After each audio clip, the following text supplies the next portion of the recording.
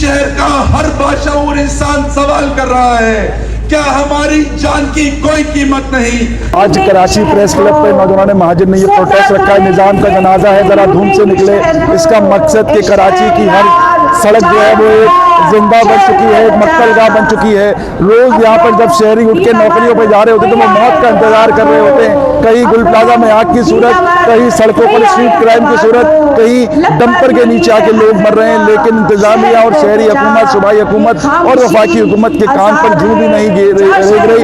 ये एहतजाज अलामती तौर पर जनाजों को रखकर ये बता रहा है कि इस शहर के नौजवानों की अब बस हो गई है। हम अरबाब इख्तियार से गुजारिश कर रहे हैं, अरबाब इख्तिदार से गुजारिश कर रहे हैं, हम आर्मी चीफ से गुजारिश कर रहे हैं कि इन नौजवानों पे हाथ रख के कराची जो पाकिस्तान को पालता है, 60% रेवेन्यू देता है, अगर इसका गला यूं ही घोटा जाता रहा तो एक दिन कराची के नौजवान समेत हर पाकिस्तान का शहरी जो है वो सड़कों पर आएगा और ये मुतालबा करेगा कि जो शहर आपने दबा दी है उसे बहाल किया जाए, इस शहर को जीने का हक दिया जाए, इस शहर के नौजवानों को जीने का हक दिया जाए। तो बांग्लादेश नेपाल का इनकलाब भूल जाएंगे, क्योंकि जिस फ्रस्ट्रेशन के अंदर इस शहर का नौजवान है, जिस दबाव के अंदर इस शहर का नौजवान है, मैं समझता हूँ कि वो दिन करीब है, क्योंकि एक लावा पक रहा है।